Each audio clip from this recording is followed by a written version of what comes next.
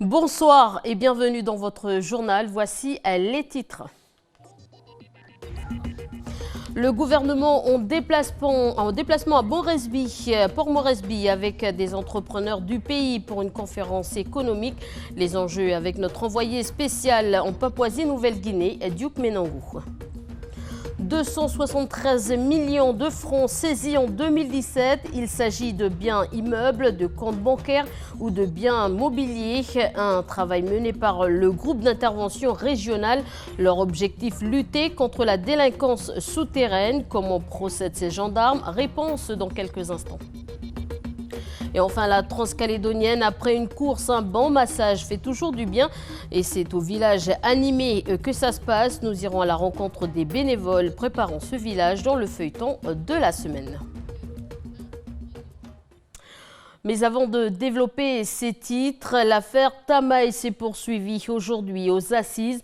Un procès en appel qui devait durer 2 jours. Guy Tamaï a été retrouvé mort en 2014 au parking du restaurant Monsieur Leboeuf. Au banc des accusés, c'est Léoné Toulaki qui lui avait donné des coups. Le verdict devrait tomber dans la soirée alors que l'avocat général a requis 12 ans de réclusion criminelle à son encontre. Je vous le disais en titre, une délégation calédonienne conduite par le président du gouvernement, Philippe Germain, est en ce moment en Papouasie-Nouvelle-Guinée depuis 3 jours. Une mission axée sur le développement des relations économiques et politiques. Philippe Germain a déclaré aujourd'hui que de notre développement économique dépend notre souveraineté politique et l'accroissement de nos échanges peut y contribuer. Une coopération importante aussi aux yeux du ministre des Affaires étrangères papou Rimbik Pato au micro de notre envoyé spécial Duke Menangou. And we are expecting the expansion of cooperation between New Caledonia and PNG. We are looking forward to signing agreements in different areas to the mutual benefits of both countries, including sustainable development, tourism, water and resources, accessibility, funding support to from the European Union, our network to the French Republic between Papua New Guinea and New Caledonia, and the unity of Melanesia and the Pacific Islands integration. Lots of great opportunities ahead for us. And what about the matter of the referendums? Papua New Guinea's position has been that we will work with New Caledonia whatever the outcome of the referendum is. And that's the statement that I have made. Thank you very much. And we will work together. Alors, quels sont les enjeux de cette rencontre? Les précisions de Duke Menangou. Philippe Germain a emmené avec lui dans la délégation de la Nouvelle-Calédonie quelques représentants de sociétés, d'entreprises calédoniennes désireuses donc d'exporter leurs produits mais aussi leur savoir-faire. Alors cela va leur être possible peut-être notamment en prenant part à un énorme projet de liquéfaction et de transportation de gaz naturel, un projet qui se chiffre en milliards et qui est mené par le groupe Total ici en Papouasie-Nouvelle-Guinée. Alors pour finir, Élise, la visite officielle se poursuit donc demain ici dans ce pays mélanésien de plus de 8 millions d'habitants, un pays très fortement doté en richesses naturelles et pourtant c'est un pays où 30% de la population vit sous le seuil de pauvreté, une majorité de la population n'a pas accès aux basiques de la santé, de l'éducation. L'électricité encore est très peu accessible ici en Papouasie-Nouvelle-Guinée. Voilà un petit peu tout ce qu'on peut dire aussi sur les enjeux pour le pays, la Papouasie-Nouvelle-Guinée. Voilà Élise, merci. Merci Duc pour ces précisions. Une économie qui fait face parfois à des turbulences. C'est ce que traverse Glencore sur le site d'information de conseil en bourse et placement, le revenu. Le géant suisse est actuellement sous le coup d'une enquête pour corruption et blanchiment d'argent liée à ses activités au Nigeria, au Venezuela et en République démocratique du Congo. Conséquence, hier, son titre perdait plus de 6%. cotation à la bourse de Londres. Et justement, la corruption, la délinquance financière et l'économie financière, plutôt la délinquance souterraine et l'économie financière existent au pays. Rien qu'en 2017, 273 millions de francs ont été saisis par le groupe d'intervention régional.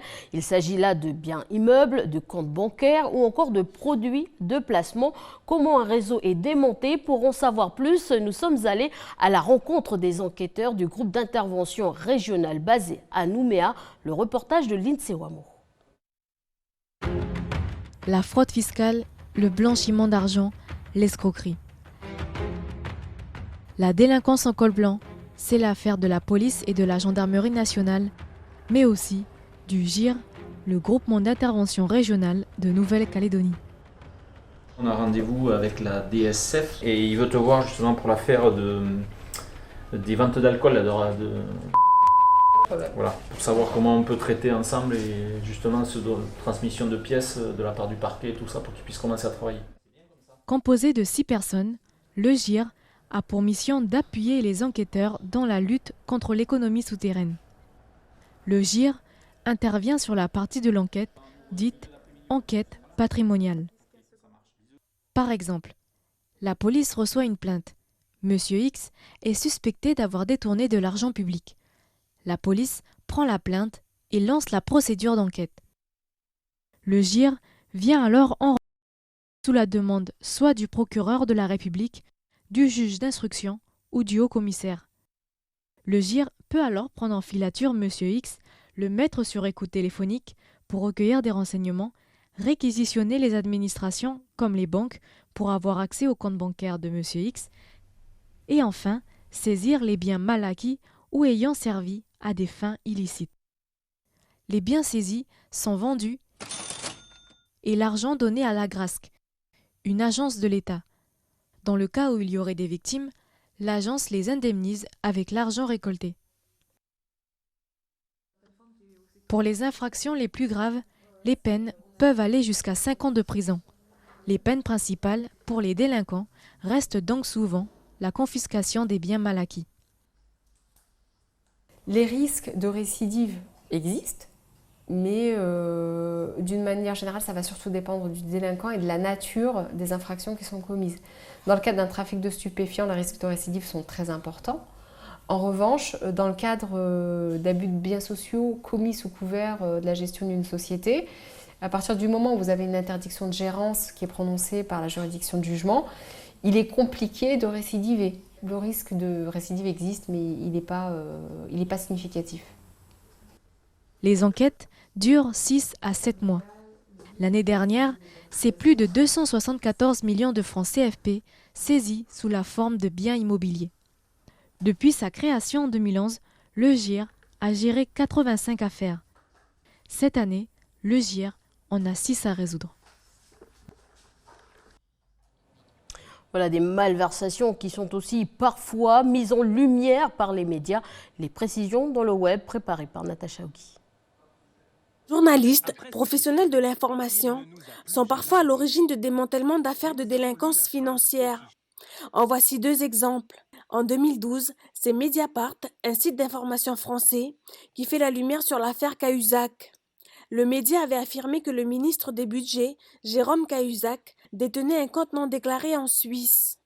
Il avait comme preuve une conversation téléphonique où le ministre évoquait l'existence de ce compte. Malgré le démenti du ministre, une enquête sera ouverte et 2 procès ont lieu.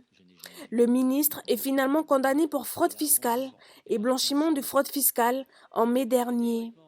Il écope de 4 ans de prison, dont 2 avec sursis, faisant de cette affaire l'un des scandales du quinquennat de François Hollande. Autre scandale révélé par la presse internationale, les Panama Papers Paradise.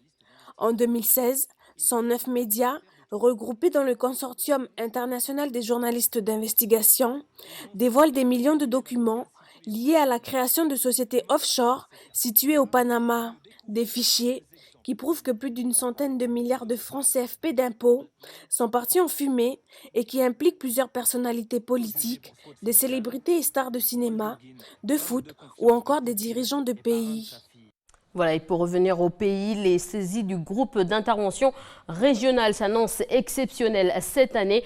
3 millions de francs ont notamment été saisis dans le cadre d'une affaire de revente illégale d'alcool dont le gérant est poursuivi notamment pour blanchiment aggravé, fraude fiscale et abus de biens sociaux. L'actualité, c'est aussi la Coupe du Monde de football qui a commencé depuis 3 semaines. Alors, on retrouve Adrien.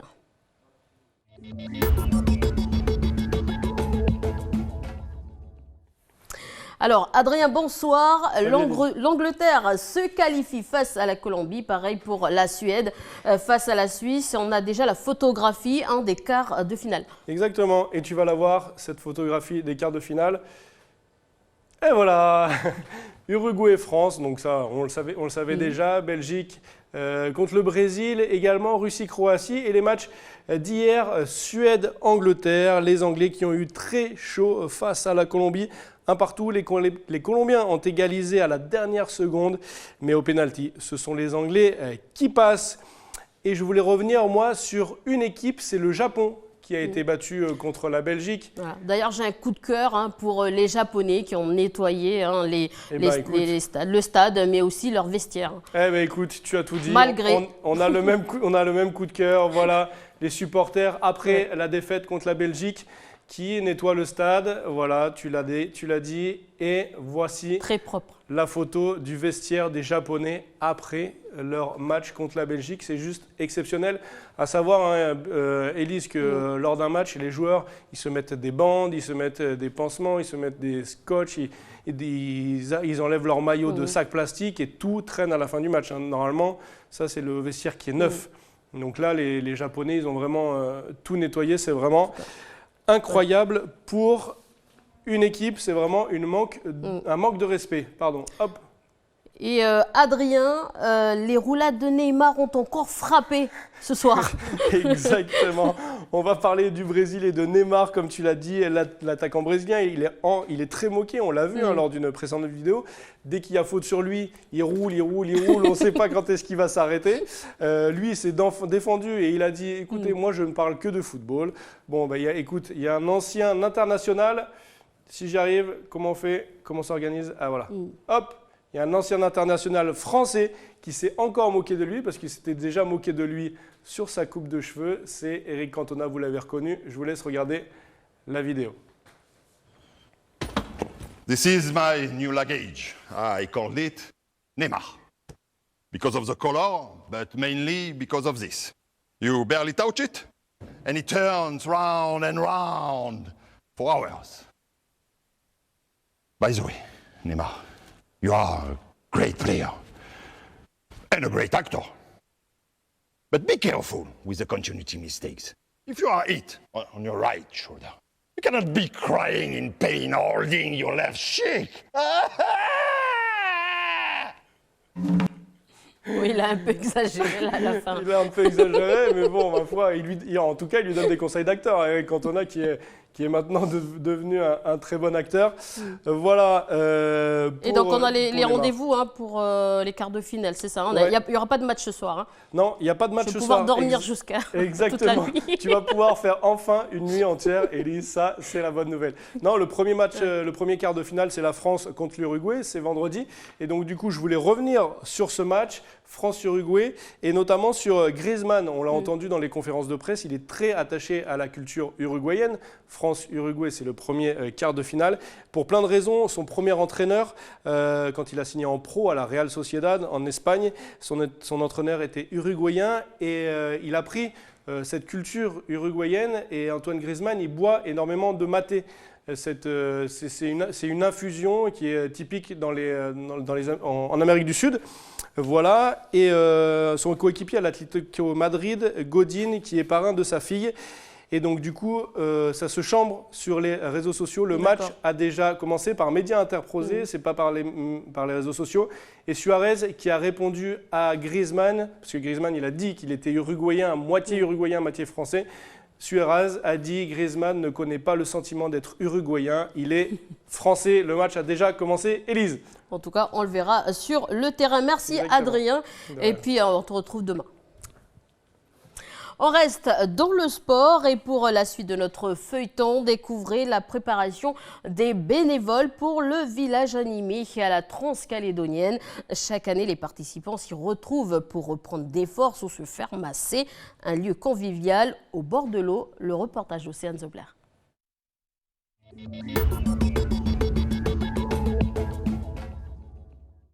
Le village animé de la Transcale chaque année, ça ressemble à ça.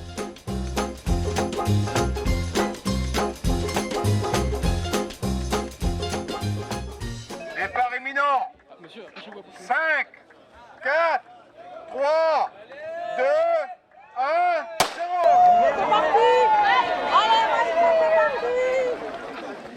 Pour la 27e édition, environ 1400 participants sont attendus. Ça en fait des tentes, de la nourriture et des voitures. Cette année, ce village animé est situé à 12 minutes du pont Pérignon, au bord de l'eau de la rivière Blanche. Les participants laisseront leur voiture à l'entrée, près du camping, qui est gratuit, et devront marcher quelques minutes pour rejoindre le cœur du village, situé un peu plus loin. Et donc là, on aura des SPD sanitaires ici, avec des douches, et donc tout le camping au fond. Voilà. C'est sympa, là on pourra faire un feu si jamais il fait froid. Donc voilà, là à chaque fois tu vois il y a des petits, là aujourd'hui on va tout bien baliser. Donc là il y aura un emplacement, je sais pas si vous voyez, c'est des emplacements pour les tentes. Oui. Tu vois des petits carrés, donc on mettra Tivoli. Donc là il y aura un stand de restauration, ici aussi, ici aussi. Ah, là voilà. il y en a un, on en voit. Les petits carrés là. Ouais, Ok. il y a tout autour en fait, il y a 8 zones qui sont déjà aménagées. Et là-bas, il y aura le grand stand pour se faire masser, pour que les coureurs puissent se faire masser. Et en bas, là au bord du lac, il y aura la Transkids, donc pour les enfants. La garderie sera quand même un peu plus loin de l'eau pour pas que voilà, il y ait des risques. Et les stands de restauration. Donc en fait, ça va faire sympa, je pense. D'accord. Et c'est où qu'ils vont être rapatriés par bateau? Et le bateau arrivera juste là, c'est ça qui est en face. D'accord. Ils vont attendre en face et ils vont arriver, la mise à l'eau, on peut aller la voir, elle est là-bas. D'accord. Et après on fera le point de ce qu'il faut comme reste. D'accord. Comme filet. Et là, tu as donné tous les piquets qu'on avait. Ben là ils sont sortis, là, je les ai tous là. Ok, bah, Attends, je les amène. On fait la mise en place d'un cheminement pour que les gens évitent de piétiner les plantes endémiques sur le site, sur la demande express du directeur du parc. Donc on va délimiter toutes les zones pour que ça ne fasse que des points de passage obligatoires. Donc toute la partie zone logistique, la partie infirmerie, et on va aussi délimiter la ligne d'arrivée. Ah, on va se poser là, On peut l'emmener. On va rester là, oui, ça serait bien. Voilà.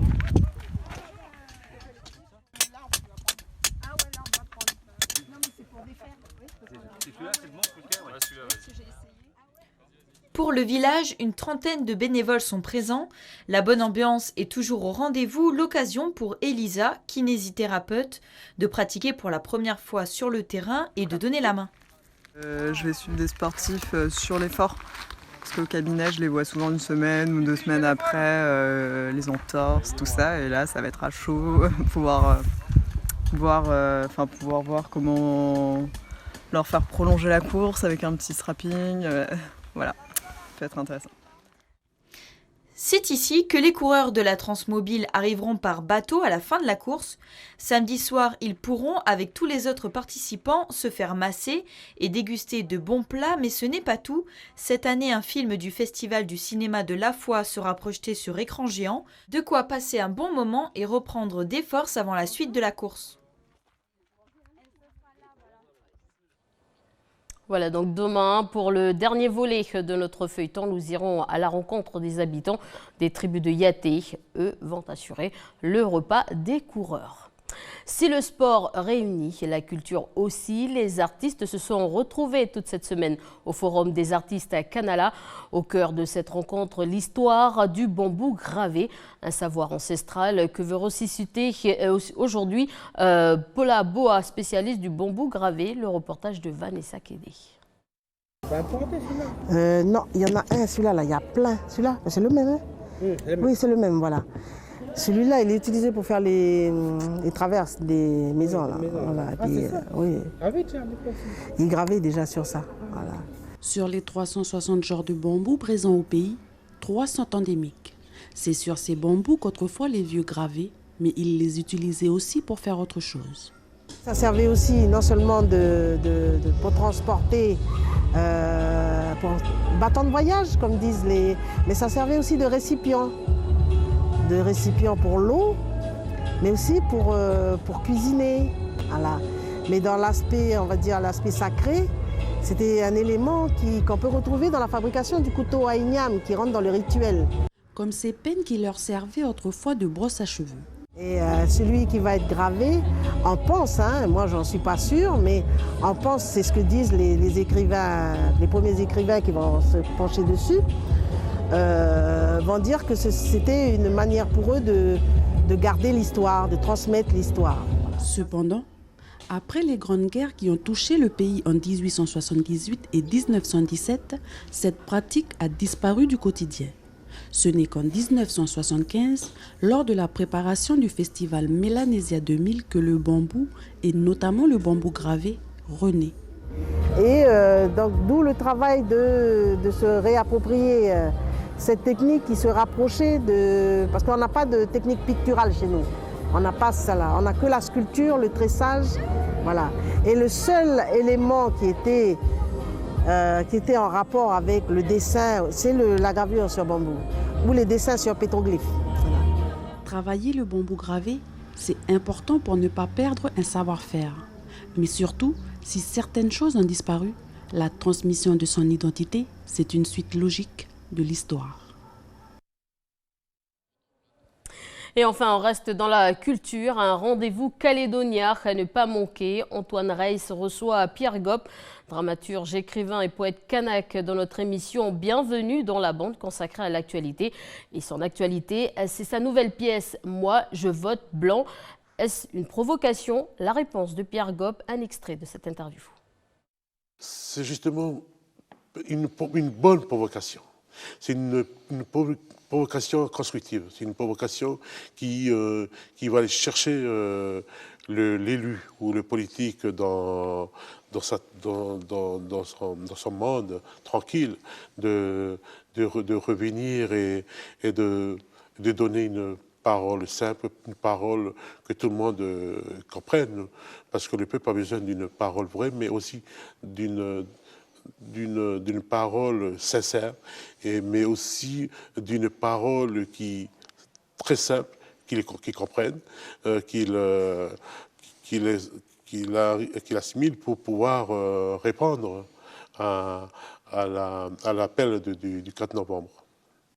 Voilà, retrouvez l'intégralité de cet entretien après la météo. C'est la fin de ce journal. Je vous souhaite une très bonne soirée sur Calédonia.